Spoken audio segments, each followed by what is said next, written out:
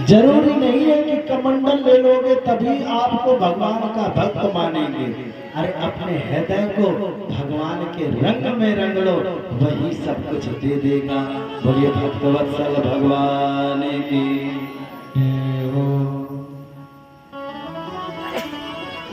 आज सुखदेव जी महाराज ने राजा परीक्षित को ये कथा सुनाई। राजा परीक्षित से कहते हैं, राजन यही कथा नारद जी महाराज ने तुम्हारे बाबा युधिष्ठिर को भी सुनाई थी। इस कथा को सुनाया था, युधिष्ठिर जी ने नारद जी का पूजन किया था और नारद जी को यही से विदा कर दिया था। और कहते हैं इस परम प्रिय चरित्र को सुनकर अपने जीवन को वह धन्य बनाते हैं। अब आगे कहते हैं जो अष्टम स्कंद की कथा है वह है मनवंतरों की कथा। मनवंतरों की कथा है तो कहते हैं स्वायंभुवश्चेह गुरोर्वंशो यम विस्तारा च्युता यत्र विश्वसृजां सर्गे मनोनान्यान वद्यना। आठवें स्कंद को मनवंतर स्कंद कहते हैं। मनवंतरों के समय का विभाजन कहते हैं।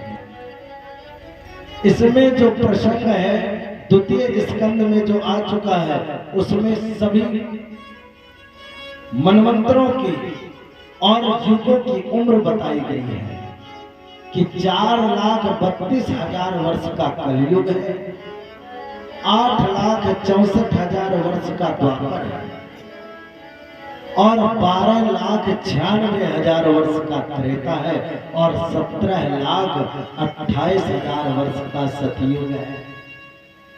ये चारों युगों की उम्र है।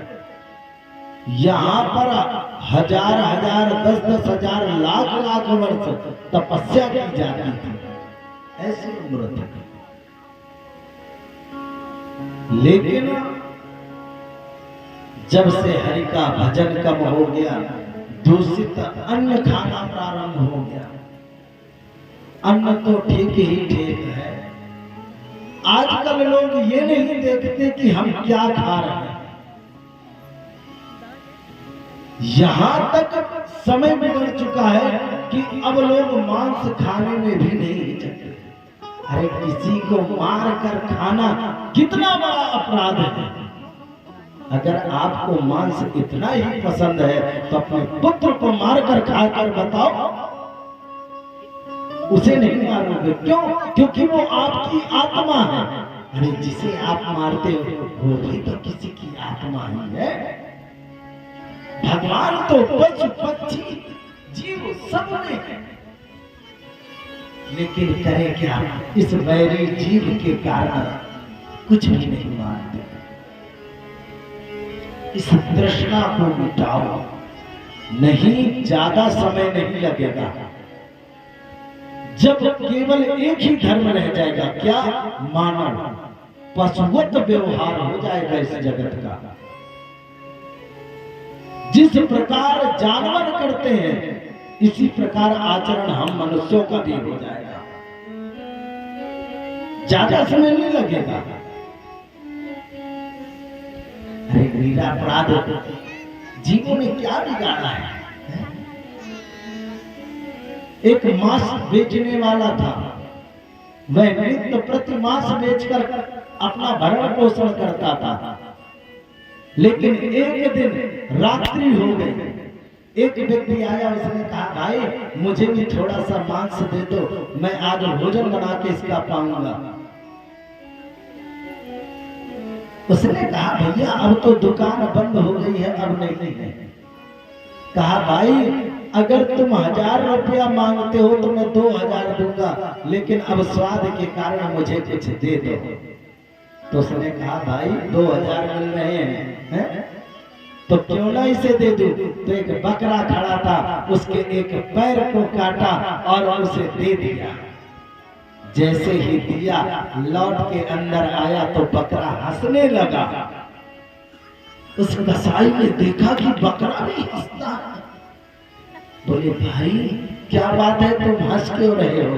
बोले आज तक एक जन्म में तूने मुझे मार के खाया, एक जन्म में मैंने तुझे मार के खाया, दोनों का आपस में यही हिसाब चल रहा था, लेकिन आज तूने एक नया हिसाब कर दिया कि अब मैं रात भर तड़पूंगा और इस तड़प को लेकर जब मैं मरूंगा तो अब ये हमारा तुम्हारा नया हिसाब हो जाएगा। इसलिए जीव की हत्या मत करो, उस जीव में भी परमात्मा है। हम क्षत्रियों का, हम ब्राह्मणों का ये अधिकार नहीं है। लोग कहते हैं महाराज ये जो मदिरा है ये हम क्षत्रियों के लिए बनी। अरे क्षत्रियों के लिए नहीं बनी है, ये दुष्टों के लिए बनी थी। दुष्टों की हजारों हजार वर्ष उम्र होती थी, तो भगवान ने घटाने के लिए यह मदिरा भेज दी थी कि पिएंगे तो मर जाएंगे। और न विश्वास हो तो आज भी देख लो, जो पीता है वो बचता नहीं है। अगर पीना है तो राम के नाम का जाम पी के देखो। जाम पर जाम पीने से क्या फायदा, आज पी कल सुबह को उतर जाएगी। ओ कृष्ण के नाम का जाम पी कर तो देख, तेरी सारी जिंदगी सुधर जाएगी। भगवान के नाम का जाम पियो, भगवान अपने आप इस जिंदगी को सुधार देगा।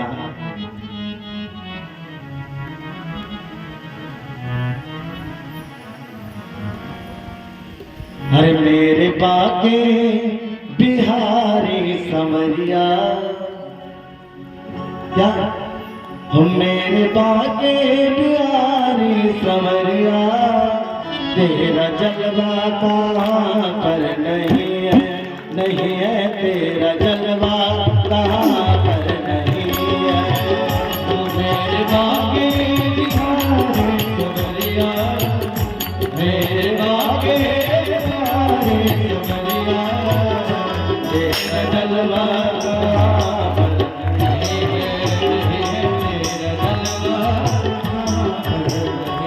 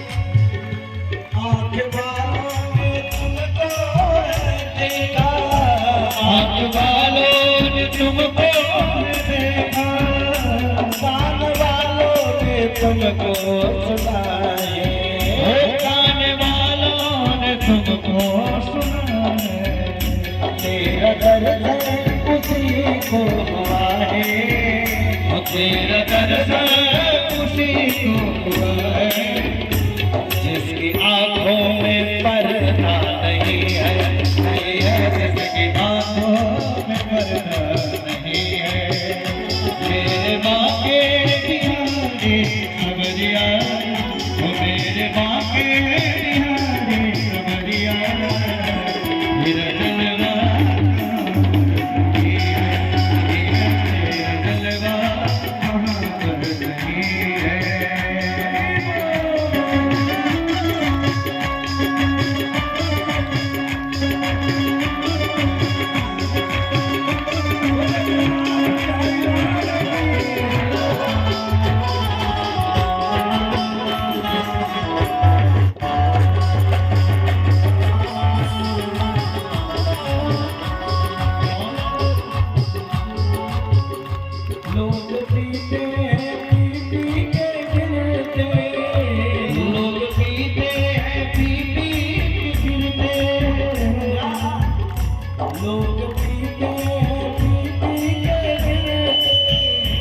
लोग पीते हैं पी पी के गिरते, हम पीते गिरते नहीं हैं। ओ हम पीते हैं गिरते नहीं, इसलिए हम पीते दुनिया की तरफ से, हम पीते दुनिया की तरफ से। क्या इसे पीने के बाद दुनिया से डरते हैं, परिवार से डरते हैं, इसलिए हम पीते हैं सत्संग का प्याला, हम पीते हैं सत्संग का प्याला। गोरी की गली हम पीते हैं सत्संग का प्याला, हम पीते हैं सत्संग का प्याला। कोई दूर मेरे बाके बिहारी कमरिया, मेरे बाके बिहारी कमरिया, मेरा जलवा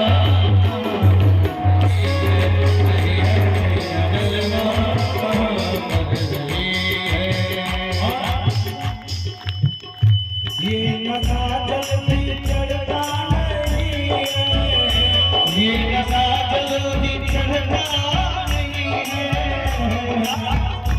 ये नशा जल्दी चढ़ता नहीं है, ये नशा जल्दी चढ़ता नहीं है, चढ़ जाए उतरता नहीं है, वो चढ़ता है उतरता नहीं है।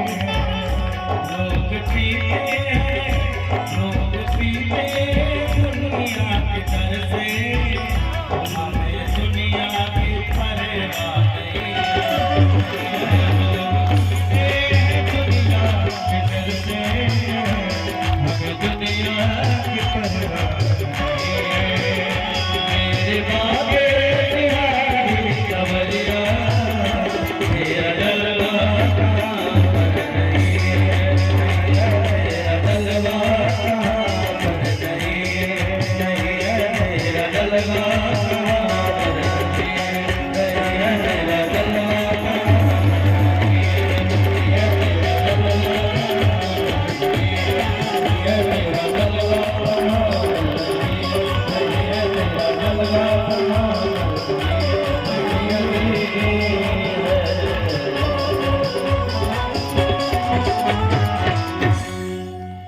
लोग पीते हैं दुनिया के डर से, हमें दुनिया की परवाह नहीं है। इसलिए सत्संग की नाम का जो जाम है उसे देखो,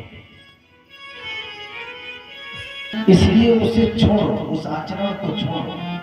अगर अपनी संतति को संभालना चाहते हो तो सुंदर आचरण करो, भगवान की भक्ति करो, तभी न मानेंगे। खुद तो पियो बेटा से कहो छोड़ो, ऐसा नहीं हो सकता है। संतों के पास भेजो, भगवान के दर्शन के लिए भेजो, देखो कैसे तुम्हारा परिवार सुंदर चलेगा। अगर जब सुंदर आपका परिवार चलेगा तो परमात्मा आपके यहाँ पुत्र बनकर आ जाएगा। बोली वृंदावन बिहारी लाल की।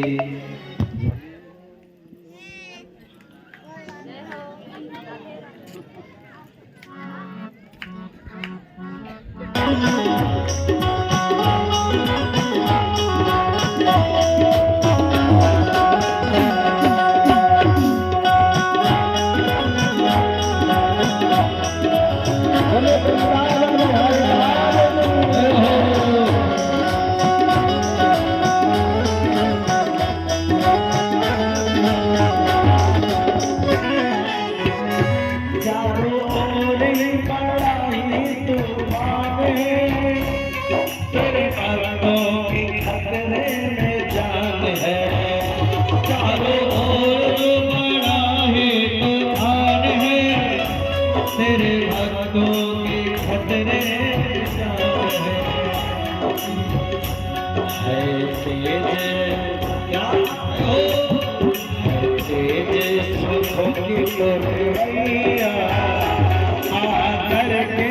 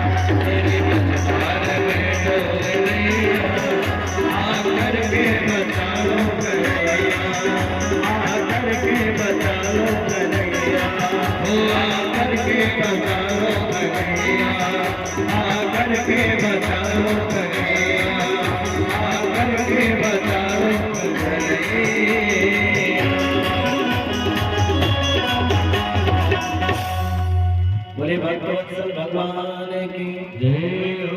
भगवान दौड़े दौड़े आए, चक्र को आदेश दिया, एक हाथ से उस गजेंद्र की सूंड पकड़ी, आज जल से ऊपर रख दिया, वह ग्राह भी ऊपर आया, आज चक्र को आदेश किया, उस ग्राह का उद्धार हो गया।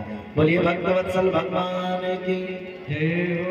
राजा परीक्षित ने कहा, प्रभु बुलाया गजेंद्र ने और मुक्ति ग्राह को दी।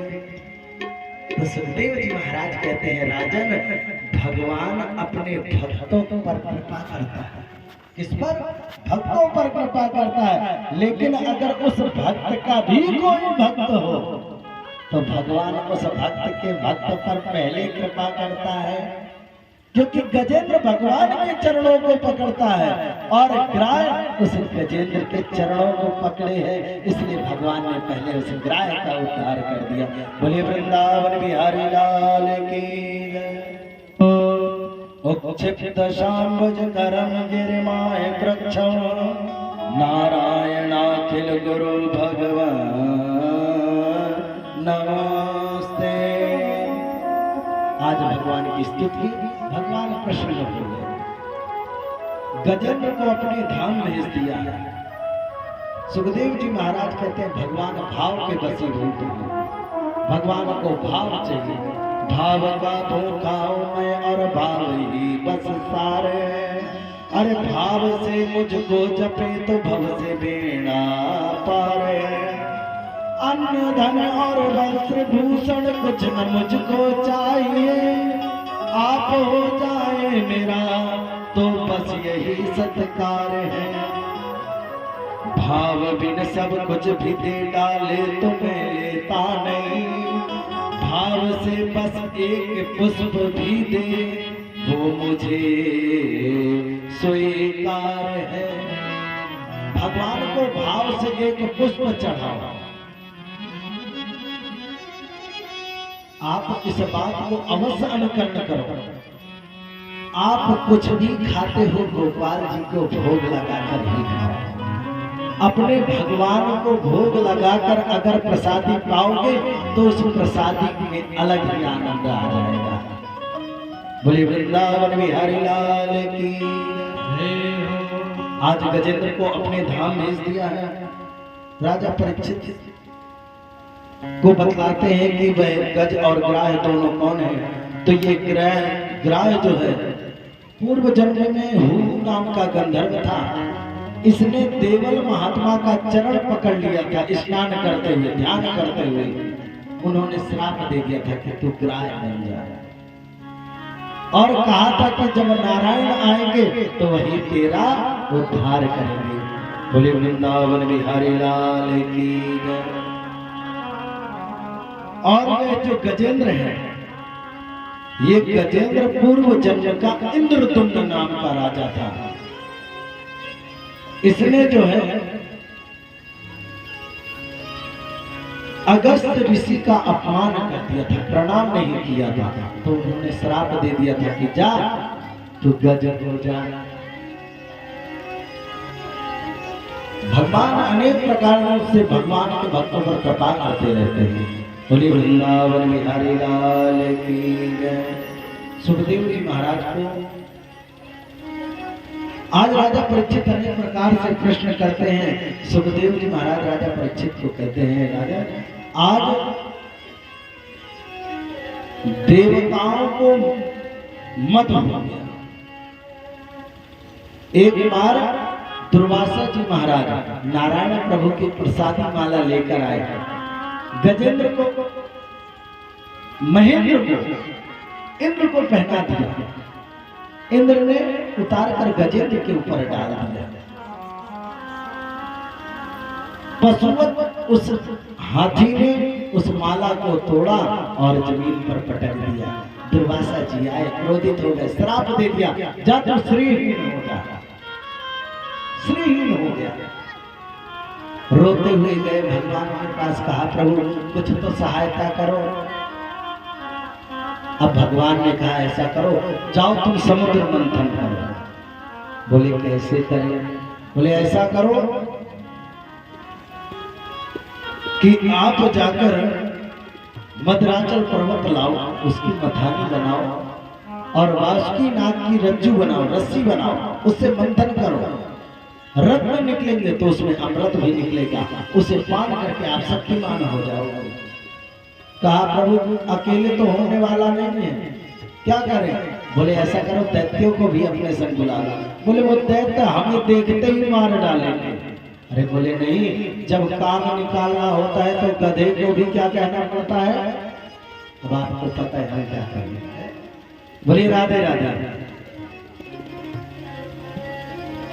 तो कहा काम निकालना है, जाओ। गए, जैसे पहुंचे तो आज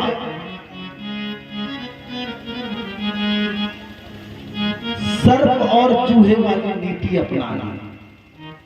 एक सर्प था, एक पिटारी में बंद हो गया, चूहा भी उसी में बंद था, चूहा भी बंद था। अब सांप ने मन में विचार किया अगर चूहे को खा लूंगा तो मैं इसी पिटारी के अंदर बंद पड़े पड़े मर जाऊंगा। मन में युक्ति निकाली, चूहे को देखा, कहा मामा जी प्रणाम। चूहे ने इधर उधर देखा, कौन मामा, कैसा मामा? अरे बोले मामा जी आप ही हमारे मामा हो। अरे बोले अभी तक तो हमें खा जाते थे, आज कह रहे हो मामा जी। अरे बोले हमसे गलती हो गई, हम 10 बार उठक बैठक लगा रहे, आज से हम शपथ खाते हैं कि अब आपको यहाँ हम नहीं खाएंगे। अब तो चूहे ने विश्वास कर लिया। अच्छा किसी को भी रिश्ते में मामा फूफा बना लो, अपने आप खुश हो जाते हैं। किसी का विवाह हो तो 2 लोग सबसे ज्यादा रोकते हैं, एक मामा एक फूफा। इन्हें मनाने में ही पूरी शादी निकल जाती है। बोले बताओ हम पहले गए, हमसे किसी ने राम राम नहीं करी। अरे तुम्हें राम राम नहीं की तो तुम फूफा से मामा नहीं बन जाओगे, फूफा ही रहोगे, हैं? बोली राधे राधे। तब जब कहा मामा जी आप ही हमारी मदद कर सकते हो। बोले क्या? बोले हमें यहाँ से बाहर निकलना है। अरे बोले भांजे राजा आप चिंता मत करो। चूहे ने धीरे धीरे अपने पेने दांतों से उसे पिटारी को काट दिया, बाहर निकला। तो सर्प से कहा अरे आप बाहर जाओ। उसने कहा नहीं मामा जी आपने पिंजड़ा काटा है, आप ही बाहर जाओ। चूहे ने कहा देखो तुम हमारे भांजे हो और भांजे सदैव मामा से आगे रहता है, आप जाओ आगे बाहर, फिर बाद में मैं आता हूँ। सर्प बाहर निकल के खड़ा हो गया, आवाज लगाई मामा जी आप भी बाहर आ जाओ। चूहा जैसे ही बाहर निकला गप से पकड़ लिया अपने मुंह में सर्प ने। चूहे ने कहा अरे ये क्या कर रहे हो भांजे? अरे ये सब क्या कर रहे हो? अरे छोड़ो। कहता है सुनो अब ना तुम हमारे मामा ना हम तुम्हारे भांजे। बोले अभी तो कसम खाई थी। बोले वो पिंजड़े के अंदर की कसम थी, बाहर की थोड़े है, वो पिंजड़े के अंदर की कसम है। तो आज देवता भी यही करते हैं। आए राक्षसों को प्रणाम किया, बलि से कहा समुद्र मंथन करना चाहते थे। बोले क्या होगा? बोले उससे अमृत निकलेगा, आप भी शक्तिमान हो जाओगे और हम भी शक्तिमान हो जाएंगे। गए, आज जैसे ही प्रारंभ किया, जैसे ही समुद्र मंथन प्रारंभ किया, समुद्र नीचे जाने लगा। दौड़े दौड़े नारायण प्रभु के पास गए तो आज कच्छप रूप धारण करके भगवान वहां प्रकट हो जाते। बोले कच्छप भगवान की। भगवान ने कच्छप रूप धारण किया, पीठ में मद्राचल पर्वत धारण कर लिया। समुद्र मंथन प्रारंभ हुआ, प्रथम रत्न जहर निकला। सभी भागने लगे, जहर से मर जाएंगे सभी। तो भोले बाबा की प्रार्थना की, भोले बाबा प्रकट हो गए। भोले बाबा से कहा प्रभु आप रक्षा करो। तो भोले बाबा ने आज जहर का पान कर लिया। बोलिए भक्तवत्सल भगवान की जय। इसके पश्चात कामधेनु निकली, गाय निकली। आज गाय जो है संतों को दे दी। उच्चैश्रवा घोड़ा निकला, राक्षसों को दे दिया। उसके पश्चात ऐरावत हाथी निकला, इंद्र को दे दिया। पारिजात निकला, वो भी इंद्र को दे दिया। और इसके बाद लक्ष्मी मैया निकली। और जैसे ही लक्ष्मी मैया निकली वैसे ही सभी आश्चर्यचकित हो गए। सब चाहते हैं कि ये लक्ष्मी हमारा वर्ण कर ले। लक्ष्मी जी ने कहा सभी लाइन से बैठ जाओ, हमें जो पसंद आएगा हम उससे विवाह कर लेंगे, उसी से विवाह कर लेंगे। कहा ठीक है देवी। अब सभी देवता दैत्य ऋषि संत महात्मा, अरे जहां तक शंकर ब्रह्मा और विष्णु भी बैठ गए। सर्वप्रथम दुर्वासा जी बैठे थे। लक्ष्मी माता जयमाल लिए कहती है बाबा तो अच्छा है, सुंदर लग रहा है, लेकिन ये क्रोधी है। पता नहीं कब श्राप दे दे कि तुम भस्म हो जाओ, तो हम तो ऐसे ही मारे जाएंगे, इनसे शादी नहीं करना। आगे देखा इंद्र बैठे थे। इंद्र को देखा साक्षात नारायण स्वरूप था। ये तो सुंदर है लेकिन विवाह योग्य नहीं है। क्यों? क्योंकि ये डरता बहुत है। कोई तपस्या करे इसका सिंहासन पहले हिलने लगता है। तो कहा इससे विवाह करना उचित नहीं है। आगे राजा बलि बैठे थे। बलि को देखा, मन में विचार करती है तू मेरा पति नहीं, तू मेरा भाई बनने योग्य है। आगे चल दी। अगस्त ऋषि बैठे थे। अगस्त ऋषि से भी आगे गए तो वहां पर ब्रह्मा जी बैठे थे। देखा ब्रह्मा अच्छे तो लग रहे हैं, लेकिन इनके चार मुख हैं। एक मुख वाला तो इतना परेशान करता है, चाय लाओ, चीनी लाओ, कपड़े धुलो, साबुन लाओ, सोडा लाओ, जमाने की बात है। एक मुख वाला, इसके तो चार मुख है। पता नहीं कब किस मुख से आवाज लगा दी। तो आदमी बेकार है, इससे विवाह करना नहीं चाहिए।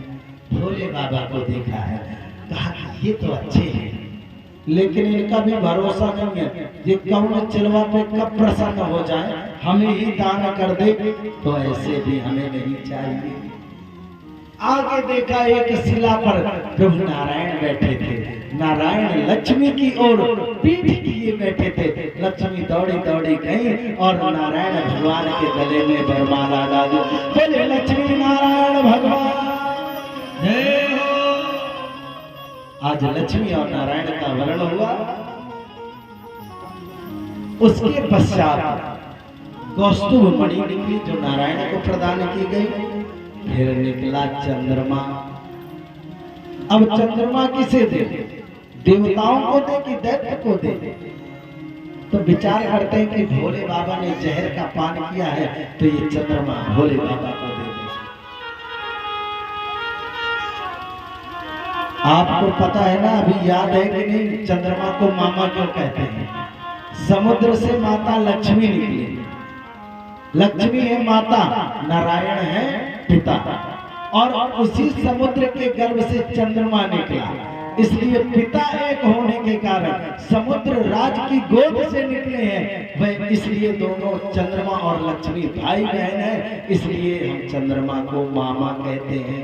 बोलिए वृंदावन बिहारी लाल की जय हो। इसके पश्चात वारुणी मदिरा निकली जो दैत्यों को दी गई। और श्रीमणरंभा वारुण्य अमीय संख्य गजराज कल्पद्रुम धनुधेनु शशि हरे धनवंतरि विद्वान।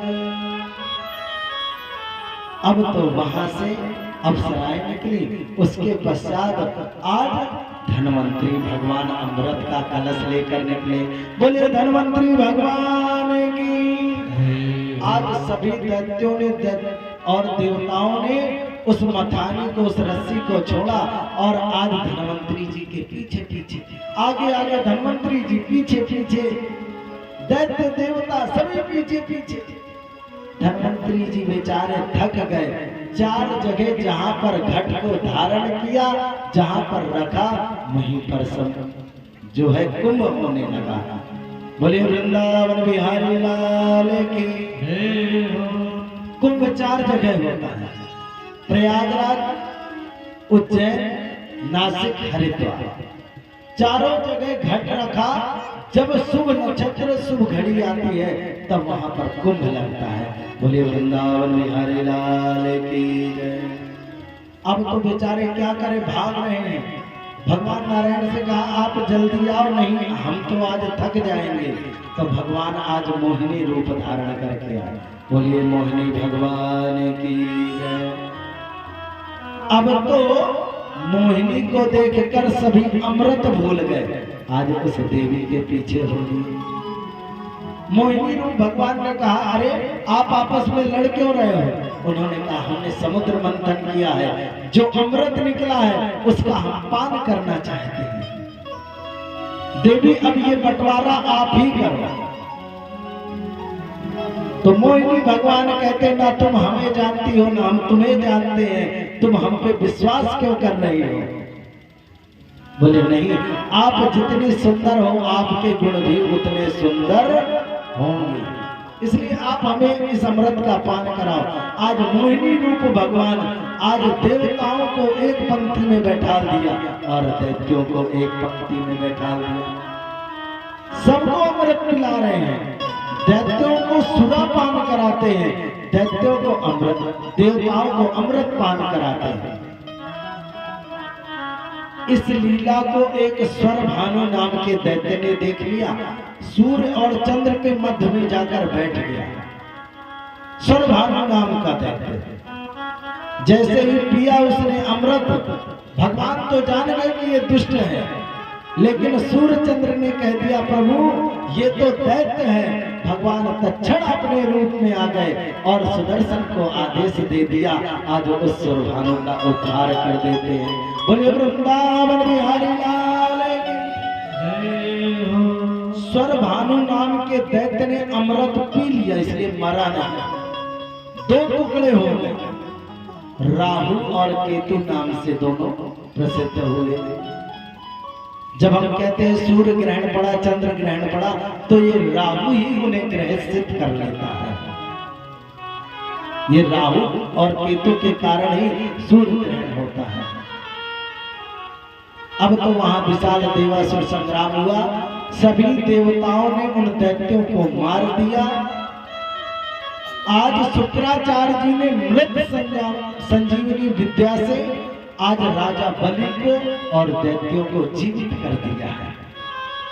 मृत संजीवनी जिसे हम आज महामृत्युंजय जप कहते हैं, महामृत्युंजय कहते हैं, वही मृत संजीवनी विद्या है। उस विद्या से सभी को जीवित किया। आज जिस पर गुरु की कृपा होती है वह समस्त सृष्टि को जीत जाता है। आज दैत्यों ने आक्रमण कर दिया, देवता पराजित हो गए। बोले वृंदावन बिहारी लाल की। सुखदेव जी महाराज कहते हैं राजा परीक्षित, अब आपको हम वामन अवतार की कथा श्रवण कराते हैं। एक बार की बात है कि माता अदिति बहुत उदास बैठी थी। कश्यप जी महाराज आए, बोले देवी आप उदास क्यों हो? माता कहती है जिसका पुत्र दुखी वह माता प्रसन्न कैसे रह सकती है? पुत्रों जाए तो क्वचिदपि माता न कुमाता भवति। पुत्र तो कुपुत्र हो सकता है, लेकिन माता कभी कुमाता नहीं हो सकती। पुत्र अगर माता कलेजा लेकर जाता है, अगर वह रास्ते में गिरता है तो उस कलेजे से भी आवाज आती है, पुत्र तुझे चोट तो नहीं लगी है। दुनिया में अगर सबसे कोई भारी वस्तु है तो वो है माँ। एक तरफ दुनिया के सर्व साधन रख दिए और दूसरी तरफ माँ को रख दिया। माँ का पल्ला नीचा और सर्व साधन ऊपर चले जाते हैं।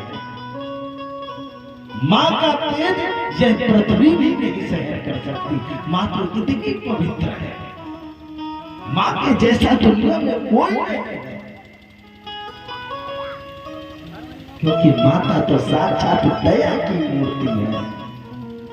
खुद गीले में लेटती है लेकिन अपने पुत्र को सुखे में लिटाती है। खुद अपना मुख का निवाला अपने पुत्र को खिला देती है, लेकिन कभी ये नहीं कहती पुत्र मैं भी भूखी। एक माँ अपने पुत्र के लिए तड़प तड़प कर अपने प्राण दे देती है, लेकिन ये पुत्र इतने दुष्ट हो चले हैं कि अपनी माता की भावनाओं से खिलवाड़ करते हैं। जो आज ये आपदाएं आ रही हैं तो केवल कारण यही है क्योंकि गौ माता, पृथ्वी माता और जन्मदात्री माता जब जब इन्हें सताया जाएगा तब तब दुर्भिक्ष इस पृथ्वी पर पड़ता है। और इस माता को श्रेष्ठ बनाने में धन्य है वह पिता। अगर पिता नहीं होता तो यह मातृत्व भी नहीं होता। अगर माँ के चरणों में जन्नत है तो पिता उसकी राह दिखाने वाला दरवाजा है। इसलिए माता पिता की प्रातः काल उठकर नित्य पूजा करो। रामचरितमानस में आता है, प्रातः काल उठ के रघुनाथा, माता पिता गुरु नाम है। माता पिता की सेवा करो। माता अदिति कश्यप जी से जब कहती हैं तो आज कश्यप जी महाराज पयोव्रत के बारे में बतलाते हैं कि ये फाल्गुन मास के शुक्ल पक्ष की प्रतिपदा से रखा जाता है और द्वादशी तक इस व्रत को रखा जाता है। इसमें केवल दूध पीकर, एक पहर दूध पीकर इस व्रत को रखते हैं। जिसके संतान नहीं होती उसे भी भगवान संतान प्राप्त करा देता है। उस व्रत के नियम यही है कि उस व्रत को धारण करो, एक समय दूध पियो और सत्य बोलो, सत्य का अनुसरण करो और भगवान की पूजा करो। बोलिए वृंदावन बिहारी लाल की जय। आज माता ने उस व्रत को किया है। आज वामन भगवान माता अदिति के गर्भ में आए, चारों दिशा प्रकाशमान हुई। आज जब उत्तम समय आ गया तो आज वामन भगवान का जन्म हो गया। बोलिए वामन भगवान की। जब वामन भगवान का जन्म हुआ तो आज जिसकी जो सामर्थ्य थी उसने आज वामन जी को प्रदान किया। बृहस्पति ब्रह्म सूत्र मेखला कश्यप दियो, चंद्रमा पलाश दंड बटु भगवान को, अदिति कौपीन भूमि कृष्ण मृग चर्म दियो, छत्र दियो देव अभिमान आसमान को, कमंडल ब्रह्म और कुसारिसी सप्त दिए, सरस्वती अक्षमाल जप के विधान को, पवित्र का कुबेर और भिक्षा पार्वती, भई जैसी शोभा को सकैना बखान को। आज उस झांकी के दर्शन किए, गुरु बृहस्पति के पास पहुंचे। गुरुदेव क्या है? कहा कि जाओ राजा बलि के द्वारे, वहां पर राजा बलि नर्मदा के तट पे बैठे यज्ञ कर रहे हैं, उससे जाकर अपने भाइयों के लिए राज्य मांग लो। आज बटुक वेशधारी बावन अंगुल के आज वामन भगवान आज राजा बलि के दरवाजे जाते हैं। अरे वामन को भेष बना के गयो रे वो तो छलिया छल को,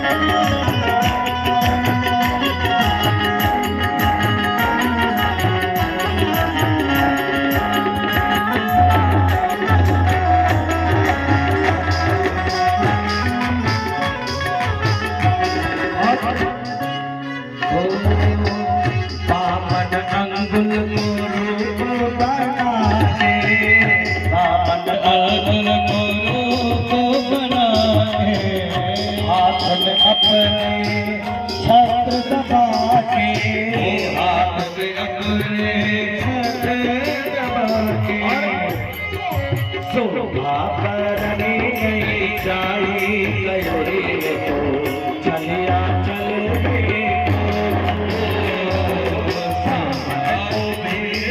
बना के चलो चलिया चल रे और हाथ कमंडल करने वाला, हाथ कमंडल करने वाला, पहनई तन प्रेम की छाला, पहनई तन प्रेम की छाला।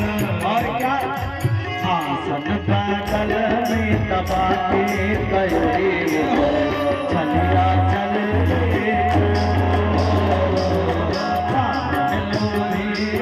बना के चलो चलिया चल रे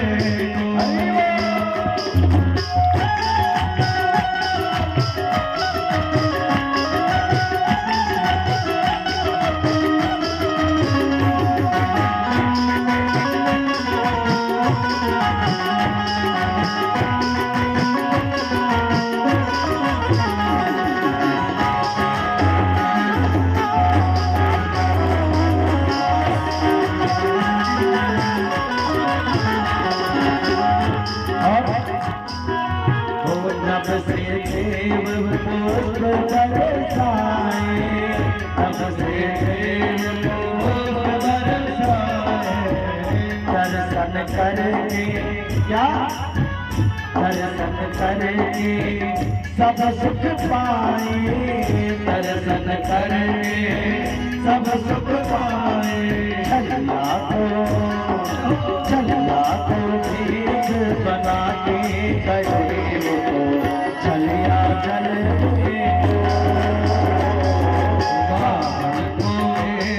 बना के चलो चलिया चल रे चलिया चल देखो चलिया चल देखो चलिया चल देखो चलिया चल देखो मन को देश बनाए गयोरी को चलिया चल देखो मन को देश बनाए गयोरी को चलिया चल देखो चलिया चल देखो चलिया चल देखो।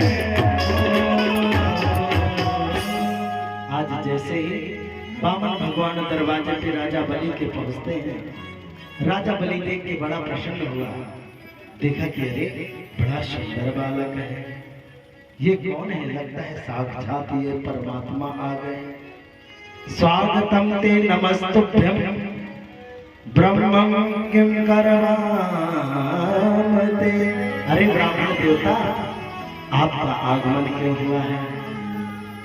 अब वामन भगवान हाथ में माला लिए हैं, जाप कर रहे हैं, कुछ बोलते नहीं। तो कहते हैं यद यद बटो वक्षसि तत्प्रतीक्षणे तथा नपे मुदमा विप्र कन्या। कहा प्रभु क्या चाहिए? आपको धन चाहिए तो आप ले लो, वैभव चाहिए तो ले लो, आप जो कह देंगे मैं वो दूंगा। अरे आप चाहें तो मैं आपको कौमी दान कर दूं, अरे अगर आप कहें तो मैं आपका विवाह भी करवा दूं, मांगिए तो कुछ। अब तो जैसे ही माला पूरी हुई, माला रख दी और आज राजा बलि की बड़ाई करने लगे। धन्य हो राजा बलि, तुम्हारे परिवार में बड़े उत्तम कोटि के दानी हुए। आपके परिवार में बहुत बड़े बड़े दानी हुए हैं। अगर आप दान करते हो तो कोई बात नहीं है। आज जब दान की महिमा बतलाने लगे तब तो आज बलि की इच्छा और हो गई। कहा कुछ मांग लो, कुछ मांगते क्यों नहीं? तो तो उन्होंने कहा राजन आपने कहा था आप गौएं दे दे। तो बोले हाँ महाराज आप बताओ हम गौएं देंगे। बोले हम ब्राह्मण क्या करेंगे गौओं का। तो बोले आपको जो मांगना है मांग लो, आप कहो तो हम आपका विवाह सुंदर ब्राह्मणी से करवा दें। बोले ठीक है आप शादी करवा देंगे तो उसे रखेंगे कहाँ। बोले हम आपके लिए महल बनवा देंगे। तो बोले जब महल बनवा दोगे उसमें हम रहने लगेंगे तो हमारे संतान भी होंगे, 1 2 3 4 5 6 7 8। बोले महाराज जितने आप चाहोगे उतनी संतान होंगे। तो बोले जब संतान होगी तो उसमें कोई मर भी सकता है। तो बोले ये तो भगवान के हाथ में ही है मरना जीना। तो जब पुत्र मर जाएगा तो पुत्र के रोने की क्या व्यवस्था की, पुत्र के रोने की क्या व्यवस्था की है। बोले गुरु आप परमात्मा अगर आपका पुत्र मरेगा तो रोना भी आपको ही पड़ेगा। तो बाबा भगवान कहते हैं राजन जिस कार्य को करने से रोना पड़े उस कार्य को करना ही व्यर्थ है, इसलिए हम विवाह नहीं करेंगे। राजा बलि ने कहा जैसे तैसे तो देवता माने और फिर उठ गए। अंत में कहते हैं राजन मुझे 3 पग पृथ्वी चाहिए। उन्होंने कहा जहां से चाहो वहीं से मैं आपको दान कर देता हूँ। बोले नहीं आपको मेरे पैरों से नाप कर देना पड़ेगा। तो मुस्कुराए बोले देखो इस ब्राह्मण को इसे मांगना भी नहीं आता। संत लिखते हैं अग्रम बुद्धि पानिया और मध्यम बुद्धि जाट और तर्क बुद्धि तुर्कणा और बामण चौपट पाट। ब्राह्मण को तो मांगना भी नहीं आता। कहा अगर देना चाहते हो 3 पग पृथ्वी दो। उन्होंने कहा चलो 3 पग मांग रहे तो दे देते हैं। कहा कि हम अपने पैरों से नापेंगे। बोले प्रभु आप जहां कहो वहां नाप लो। तो बोले ऐसा करो संकल्प करो। और जैसे ही संकल्प के बारे में कहा शुक्राचार्य जी की बुद्धि पलट गई। बोले पक्का ये कोई 52-53 नहीं है। नेत्र बंद करके देखा नारायण। बोले अरे चेला रुक जाओ ये कोई 52-53 नहीं है, ये तो साक्षात नारायण है। मुस्कुराने लगे राजा बलि। कहते अगर नारायण है तो भी मैं धन्य हूँ और अगर ब्राह्मण है तो भी मैं धन्य हूँ। मेरे तो दोनों हाथों में लड्डू है। अगर ये परमात्मा है तो ये परमात्मा तीनों लोगों को देता है। आज मैं इस तीनों लोगों को देने वाले को आज मैं खुद दान करूंगा। मेरा तो जीवन बच जाएगा बन जाएगा। संकल्प करना चाहा। गुरु शुक्राचार्य गंगा सागर की टोटी में बैठ गए। बगल में कुशासन दबाए थे। एक दिन का निकाला लगा दिया उसके गंगा सागर की टोटी में। शुक्राचार्य जी आंख लगाए बैठे थे, आंख पधरा गई। एक आंख वाले हो गए, भागे निकल के। बोले कोई ले रहा है कोई दे रहा है, फालतू में ही हमने अपनी आंख फोड़वा ली, फालतू में ही अपनी आंख फोड़वा ली। अब तो बेचारे भागे वहां से जल्दी जल्दी। भगवान कहते हैं कि देखो शुक्राचार्य जहां चाहे दुष्ट हो और चाहे अच्छा हो, गुरु का नियम होता है शिष्यों को बराबर एक नेत्र से ही देखना चाहिए। आज राजा बलि से कहा राजन तो प्रणाम करो। राजा बलि ने प्रणाम किया। आज भगवान ने अनंत रूप धारण किया। उसी समय जामवंत जी महाराज आ जाते हैं और 2.5 घटी में भगवान की 7 प्रदक्षिणा लगा लेते हैं।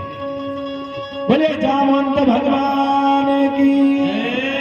ये वही जामवंत है, जामवंत मंत्री अतः वही जामवंत है। 2.5 घटी में 7 प्रदक्षिणा नारायण भगवान की लगा लेते हैं। चरण जब ब्रह्मलोक में पहुंचा तो ब्रह्मा जी ने नारायण के चरणों को धो लिया। उसी से वह आकाशीय गंगा बन गई, चरण गंगा बन गई। बोलिए गंगा महारानी की जय। 2 चरण में सब कुछ नाप लिया। कहा राजन अब ये बताओ तुम्हारे पास कुछ बचा नहीं, तुम्हारा जो व्रत है वो टूट जाएगा। पत्नी आई, बोली प्रभु आपने कहा था आपने वो नहीं किया। आपने कहा अपने पैरों से, इतने बड़े रूप से थोड़े कहा था मांगने के लिए। लेकिन आप बताइए, दानी बड़ा होता है कि दान?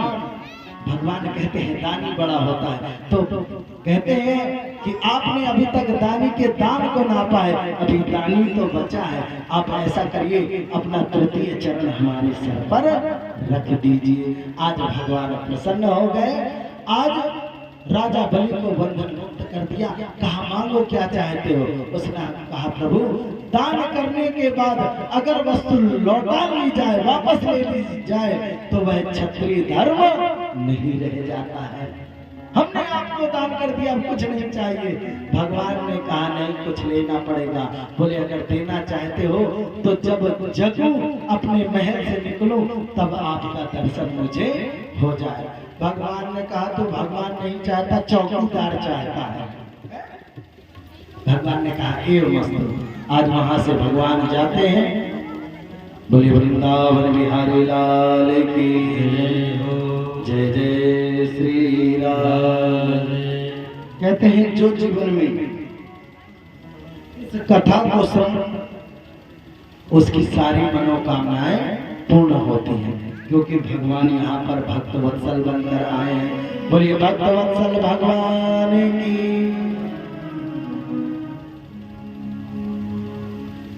आज भगवान ने राजा बलि पर कृपा किया और उसके पश्चात सुखदेव जी महाराज कहते हैं राजा परीक्षित, भगवान की मैंने ये सुंदर आपको कथा श्रवण कराई है।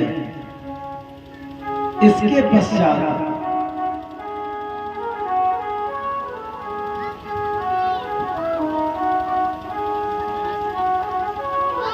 आज सुखदेव जी महाराज कहते हैं राजा परीक्षित, आप जो चाहते हो मैं आपको वही कथा सुनाऊंगा। राम कृष्ण तो एक है, अंतर नहीं निमेष। इनके नयन गंभीर हैं, इनके चपल विशेष। अगर कृष्ण को लाना है तो राम को पहले ही लाना पड़ेगा। अगर द्वापर में भगवान कृष्ण का जन्म चाहते हो तो राम को पहले लाना पड़ेगा। इसलिए आज सुखदेव जी महाराज सूर्य वंश का निरूपण करते हैं। सर्वप्रथम नारायण हुए, नारायण के पुत्र हुए ब्रह्मा, और ब्रह्मा के पुत्र हुए मरीच, और मरीच के कश्यप, और कश्यप के पुत्र हुए सूर्य। इस सूर्य का नाम ही विवस्वान था,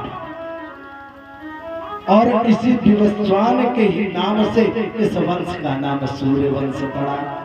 बोले सूर्यवंशी भगवान की। और विवस्वान के पुत्र हुए वैवस्वत मनु, और इन्हीं वैवस्वत मनु के पुत्र हुए प्रद्युम्न, जो उत्तराखंड में बद्रिकाश्रम गए। भगवान भोलेनाथ माता पार्वती वहां पर रमण कर रहे थे, वह असमय पहुंच गया तो भगवान ने श्राप दे दिया कि जाओ तुम 6 महीना पुरुष और 6 महीना स्त्री रहो। अब वो 6 महीना पुरुष 6 महीना स्त्री, जिंदगी बड़ी बेकार लगी, उसने प्राण को त्याग दिया। वैवस्वत मनु को बड़ी चिंता हुई। उसके पश्चात उनके 10 पुत्र और थे। एक पुत्र का नाम था सरयाती। उस सरयाती के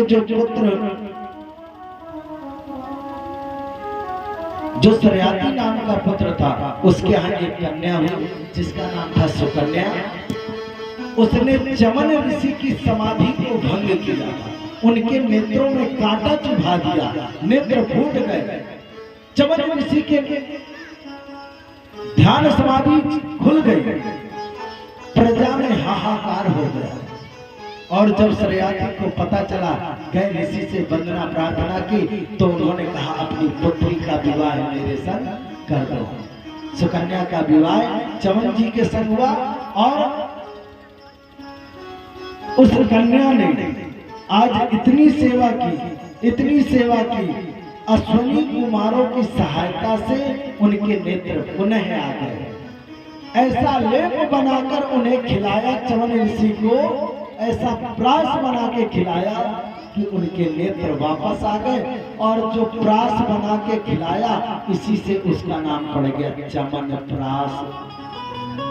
आज 80 साल के बुढ़े को देखो, है 80 साल के मानो बाबा कहाँ खाए रहे हो? बोले हम चमन प्रास कर रहे हैं। कहा उनको? बोले जवान है जाएंगे। है? भजन से जवान हो सकते हो, लेकिन माया के चक्कर में जवान नहीं होगे। क्यों कोटेदार भैया वो चमन प्रास की नहीं है? ये भी बड़े पैर तोड़वाते हैं। बोलिए राधे राधे। अरे और जोर से राधे राधे। तो ये चमन प्रास बना इसी वंश में आगे। एक प्रतापी राजा हुए नभग, नभग के हुए नाभाग, और इसी नाभाग के यहाँ अम्बरीश जी महाराज का जन्म। बोलिए अम्बरीश जी महाराज की जय। साल की 24 एकादशी रहते हैं।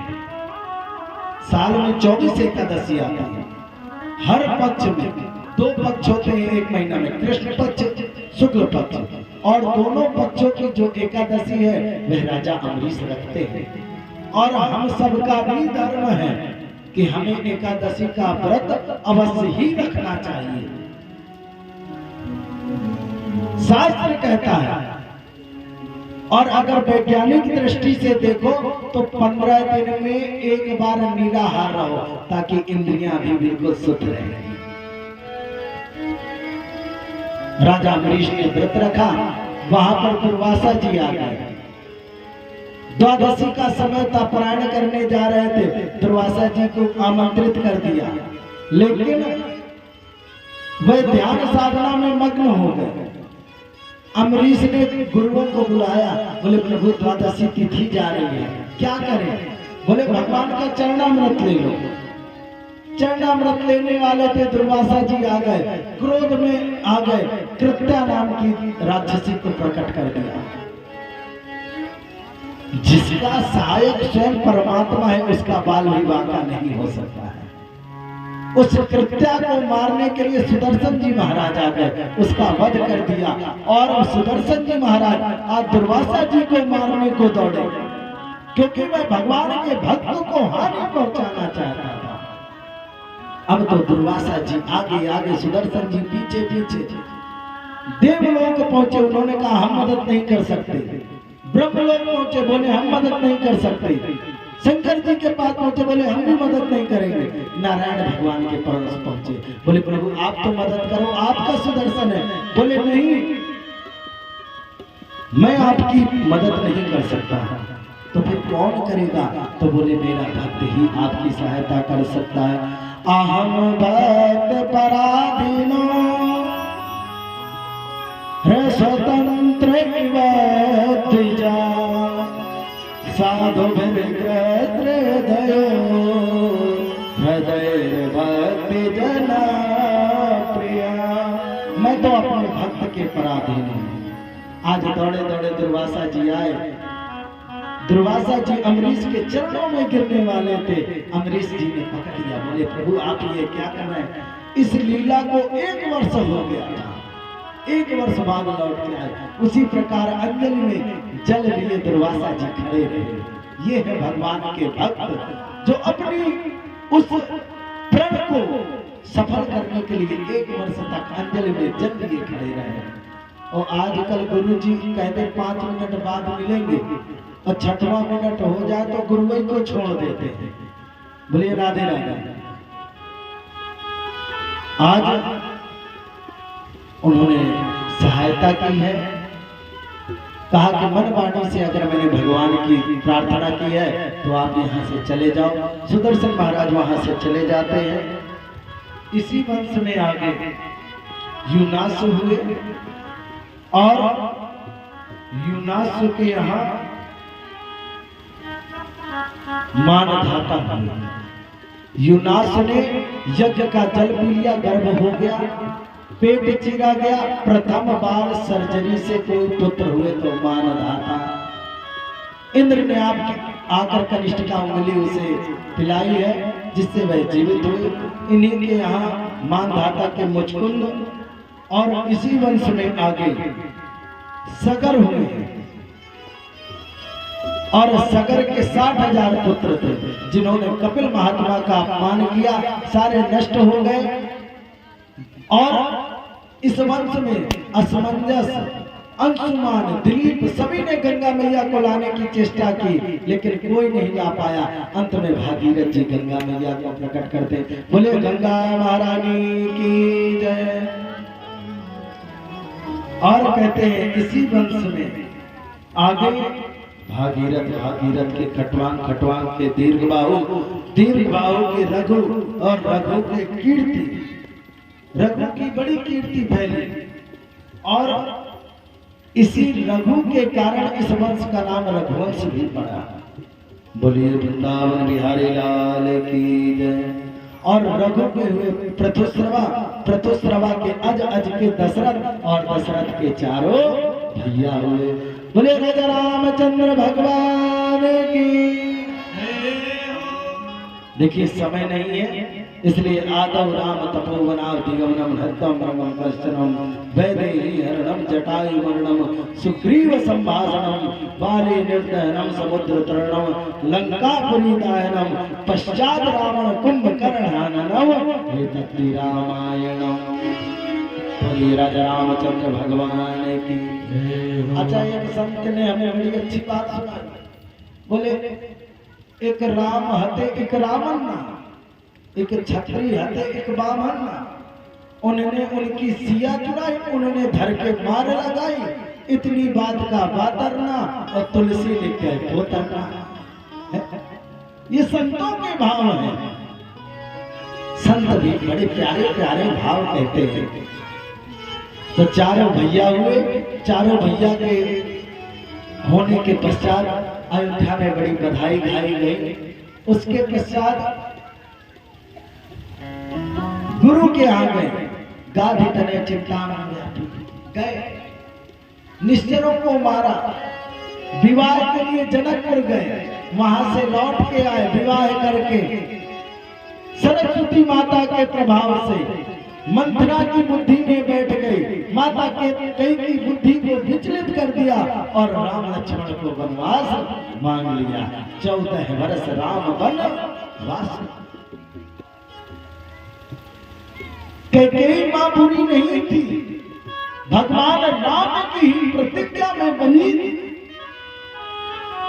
छोटे की बात है, प्रभु राम खेल रहे थे, माता के कई बैठी थी, नेत्र बंद कर लिए। कहा अरे पुत्र, तूने मेरे नेत्र क्यों बंद किए? बोले माँ मैं तब तक नहीं खोलूंगा जब तक तू मुझे वचन नहीं देगी। अरे बोले बेटा तेरे लिए तो प्राण हाजिर है। बोले माता प्राण नहीं, अब कीर्ति चाहता हूं मैं तुम्हारे लिए। बोले क्या? बोले हाँ, जो मुझे तू वरदान देगी, जो मेरा प्रण पूर्ण करेगी, उससे तुझे अपमानित होना पड़ेगा। बोले पुत्र तेरे लिए मैं एक अपमान नहीं, मैं दुनिया के अपमानों को ग्रहण कर सकती हूँ। बोले बेटा लेकिन क्या चाहिए तुझे? बोले माँ जब मैं विवाह करके लौट के आऊं तो मेरे लिए तू 14 वर्ष का वनवास मांग लेना। कि कई बार रोने लगी, पुत्र तू सब कुछ मांग लेता, मेरा प्राण मांग लेता, लेकिन तू वनवास नहीं मांगता। लेकिन वचनबद्ध होने के कारण माता के कई ने आज 14 वर्ष राम वनवास। वन में गए, सीता भी संग में, लक्ष्मण भी संग में, सूर्पनखा की नाक काट दी। तो संपुरुष मौसम नारी के चक्कर में कट गई नाक। भाई आए, उनका वध हो गया, रावण आया, उसका भी वध हो गया, और भगवान सीता को लेकर अपने अयोध्या आ गए। बोलिए राजा रामचंद्र भगवान की। अच्छा कभी मौका मिलेगा तो रामचरितमानस आप सभी को श्रवण कराएंगे। मन तो बहुत लगता है रामचरितमानस, क्योंकि ये पंचम वेद है रामचरितमानस। हम ब्राह्मणों का हृदय है, चाहते हैं, लेकिन अगर अवसर मिला तो जरूर सुनाएंगे। बोले राजा रामचंद्र भगवान की। आइए हम सब मिलकर उसी स्थान पर चलते हैं जहां भगवान चंद्रवंश में जन्म लेते हैं। सुखदेव जी महाराज कहते हैं राजा परीक्षित नारायण के पुत्र हुए ब्रह्मा, ब्रह्मा के अत्रि, अत्रि के चंद्रमा, और चंद्रमा के पुत्र हुए बुध, और बुध के हुए पुररवा। और इस पुररवा के ही 6 पुत्र थे जिनका नाम आयु, सत्यायु, शतायु, रय, विजय और जय, ये पुत्र थे। इसी वंश में राजा गाधी हुए और गाधी के ही पुत्र हैं विश्वामित्र। बोलिए वृंदावन बिहारी लाल की जय। और इसी वंश में आगे यदु नाम के राजा हुए हैं। इसी यदु के नाम से ही इस वंश का नाम चंद्रवंश से यदुवंश हो गया। बोलिए वृंदावन बिहारी लाल की जय। अब सुखदेव जी महाराज कहते हैं, राजा परीक्षित, भगवान ने यदुवंश में जन्म लिया। जन्म लेने के पश्चात वह गोकुल गए। गोकुल से वह सीधे जाकर वृंदावन पहुंचे। वृंदावन से मथुरा गए। मथुरा में कंस का वध किया। वध के पश्चात वह द्वारिका गए। द्वारिका के पश्चात वह आकर महाभारत का युद्ध पूर्ण कराया। द्वारिका पुनः पहुंचे और इसके पश्चात भगवान अपने धाम को चले गए। बोले वृंदावन बिहारी लाल की जय। शांत हो गए। प्रभु 3 दिन से जिनकी कथा सुनना चाहते हैं उनकी कथा इतनी जल्दी आपने विश्राम कर दी। तो कहा कि क्या करना चाहिए? बोले हमें हमारे प्रभु की कथा श्रवण कराइए। तो आज सुखदेव जी महाराज राजा परीक्षित को कथा श्रवण कराते हैं कि उग्रसेन का पुत्र है कंस। उग्रसेन जी के यहाँ जब कंस ने जन्म लिया तो उसे जमुना जी में बहा दिया। जमुना जी में बहा बटेश्वर पहुंचा। वहां पर सूरसेन ने कंस को पकड़ा और उसे पुत्रवत पालन किया। पुत्रवत पालन किया और वसुदेव जी और कंस की मित्रता वहीं पर हो गई। पता चला कि यह तो उग्रसेन का पुत्र है। आया, पिता को बंदी बना लिया। चचेरी बहन थी देवकी, मन में विचार करता है, लोग मुझे बुरा कहते हैं, अब तो मैं अपनी बहन का सुंदर विवाह करूंगा। वसुदेव जी के संग विवाह करने के लिए कहा। वसुदेव जी आए। आज जैसे ही विवाह संपन्न हुआ, कहा बहन को छोड़ने जाऊंगा। जैसे ही रथ लेके चले, आकाशवाणी हुई, बड़ी तेज गर्जना हुई। और गर्जना जब हुई, आकाशवाणी हुई, कहा कंस, जिस बहन को तू छोड़ने जा रहा है इसका अष्टम गर्भ तेरा काल होगा। कंस ने अपनी बहन को पकड़ा, रथ से नीचे गिराया, मारने को तैयार हुआ। वसुदेव जी ने कहा भैया अभी तो विवाह हो गया है, मारो मत, जितनी संतान होंगी दे देंगे। एक एक करके आज 6 संतान दे दी। 7वां भगवान के धाम को चले गए।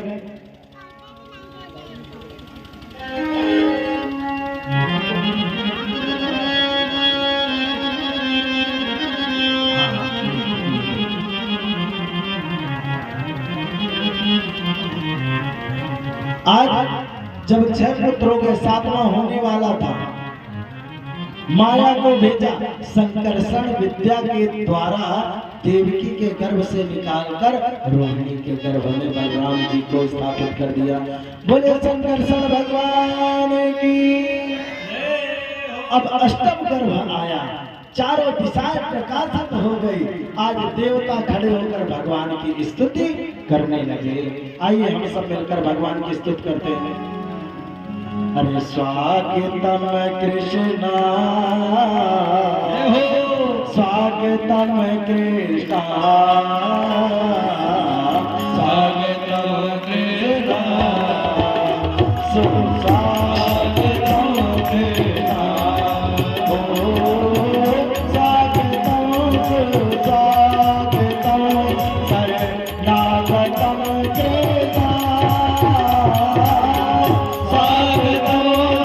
स्वागतम शरणागतम कृष्णा, स्वागतम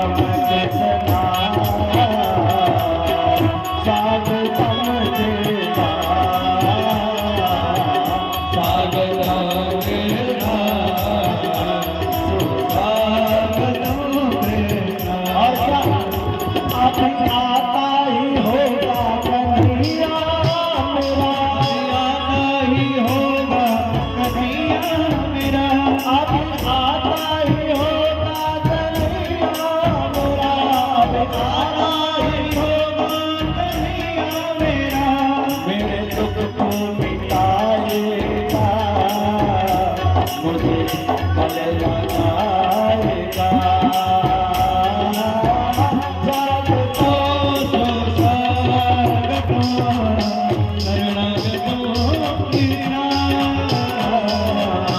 आप एक बार हाथ उठाकर सभी जो बैठे हैं मंदिर के आसपास जो प्रकाशन में सभी हाथ ऊपर करके सामने आ जाए। स्वागतम कृष्णा स्वागतम कृष्णा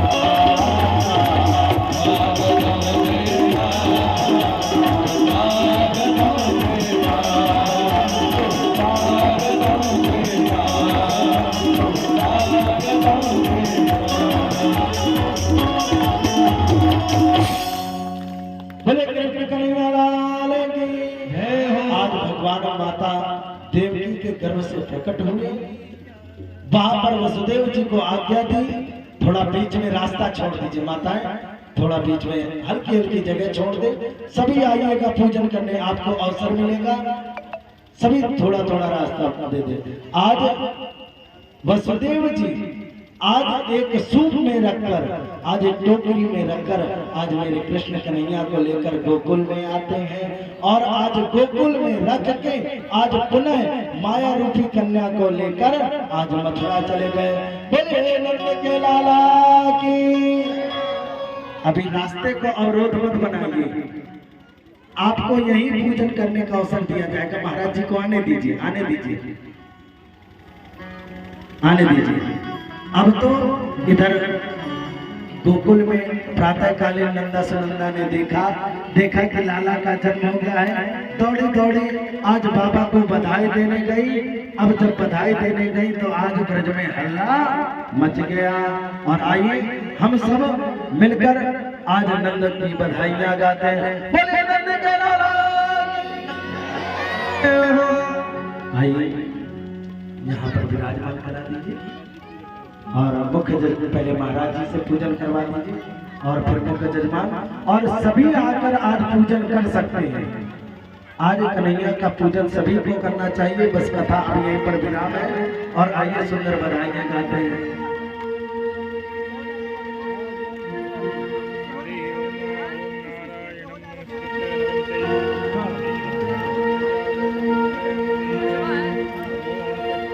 आइए सुंदर बधाई गाते हैं। बोले नंद के लाला की जय, बोले कृष्ण कन्हैया लाल की जय। देखिए नंद महोत्सव प्रारंभ हो रहा है, सभी लोग अपने अपने स्थान पर खड़े हो, जो नृत्य करें वही खड़े हो। देखिए अभी खड़े मत होइए, अरे अभी तो बधाइयां, देखो आज हमने जल्दी भी विश्राम कर दिया है तो थोड़ा बैठ जाओ। जो नाच सकता है बधाई में वही नाचेगा, ठीक है। जय श्री राधे। हो लाला के दर्शन